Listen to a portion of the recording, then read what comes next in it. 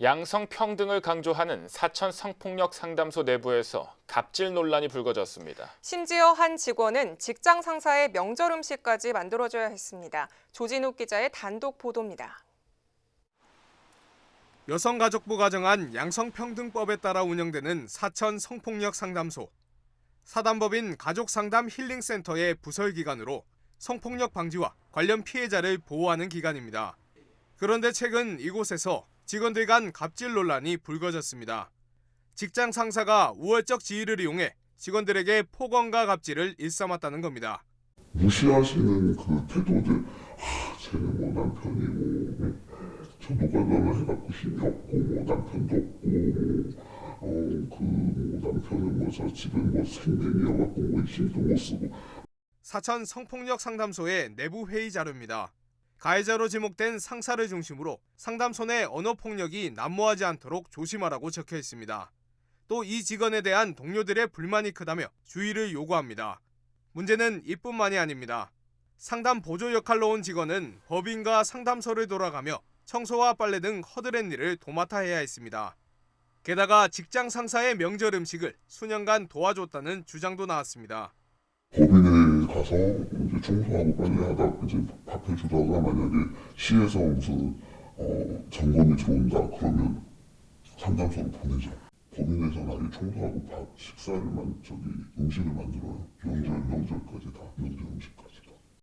이러한 문제 제기에 법인과 상담소 관계자는 그동안 갑질을 한 적이 없으며 오히려 자신도 피해자라고 말했습니다. 상담소를 이렇게 운영하다 보면은 제가 사람들한테 다 입에 다 맞출 수는 없겠죠. 근데 어쩌겠어요. 내 밑에도 들어와서 일하면서 하는 사람들 처음에는 잘 했으면 싶어 하는 욕심도 있지만 어느 순간에는 한계가 오더라고요. 사람들이 다 내만 꽂지는 않아요. 그게 이제 힘들었다 한 사람이 있으면 또 내가 미안한 것도 있을 거고. 또 명절 음식건에 대해서는 음식을 만들 때 잠시 도와줬을 뿐 결코 강요하지 않았다고 주장했습니다. 명절은 내가 고기만 또 딱 줘요. 안 만들고 주는데 고기를 사가지고 청소할 때 다 일을 보여. 사람이 옆에 있으니까 좀 같이 좀 쪄줘. 난 옆에가 또 씻고 이거는 같이 한다는 그걸 쪄줘. 그런 얘기는 안 되지. 그래 하면 안 돼요. 힘없는 사람을 돕기 위해 설립된 단체에서 불거진 갑질 논란. 진위는 따져봐야겠지만 이러한 논란 속에 최근 2년간 7명의 직원이 들어왔다 나가기를 반복했고 대부분 6개월을 버티지 못했습니다. SCS 조진욱입니다.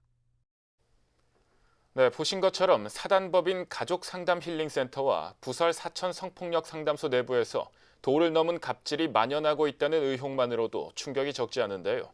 그런데 문제가 더 있었습니다. 상당수의 상담소 직원들이 일을 하고 받은 급여 중 일정한 액수를 다시 가족 상담 힐링센터에 반납하고 있는 것으로 드러났습니다. 왜 이런 상식 밖의 일들이 벌어지고 있을까요? 이어서 박성철 기자가 단독 보도합니다. 지난해까지 가족상담 힐링센터 부설 사천 성폭력 상담소에서 일했던 한 직원의 급여 명세서입니다.